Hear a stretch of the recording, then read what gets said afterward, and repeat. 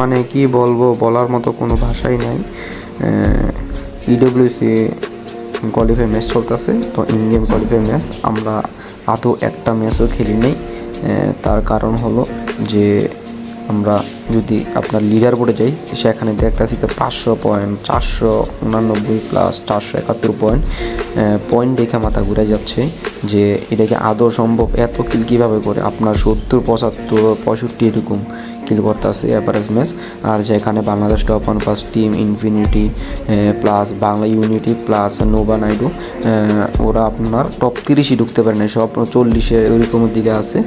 ওদের কিল পয়েন্ট দেখলে আর আপনার নতুন নতুন যে আপকামিং যে স্কোয়াডগুলো আসছে ওদের কিল দেখলে মাথায় হ্যাং হয়ে যায়। আদৌ এরা কি আপনারা ফেয়ার খেলতেছে নাকি হ্যাক নিয়ে খেলতেছে কোনো বলতে পারতাছি না, কারণ যেহেতু গাড়িনার উপর কথাই বলতে পারতাছি না, কারণ গাড়িনা তো বোঝেনে তো বোকাচোদা হয়ে গেছে, ওরা তো হ্যাক নিয়ে কোনো কিছু করতে পারতেছে না। তো আজকে ডে 2, ডে 1-এ আমরা একটা ম্যাচও খেলিনি, তো আজকে ডে 2, তো দেখা যাক আমরা আজকে আদৌ কি কোনো ম্যাচ খেলে কি ভালো কোনো পয়েন্ট কালেক্ট করতে পারি কি না ওটার জন্য। আর আমরা লিডার বোর্ডে দেখতে যাচ্ছিলাম যে কীরকম কিল পয়েন্ট কী আসে, তো দেখা যাক কী হয়।